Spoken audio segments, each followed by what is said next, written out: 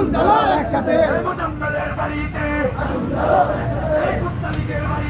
আজাদি গোলাপি না আজাদি আজাদি আজাদি দিল্লি না ঢাকা ঢাকা ঢাকা দিল্লি না গাজীপুর গাজীপুর গাজীপুর দিল্লি না গাজীপুর গাজীপুর গাজীপুর দিল্লি না গাজীপুর গাজীপুর গাজীপুর জেগেছে রে জেগেছে ছাত্র সমাজ জেগেছে লেগেছে রে লেগেছে রক্তে আগুন লেগেছে রক্তের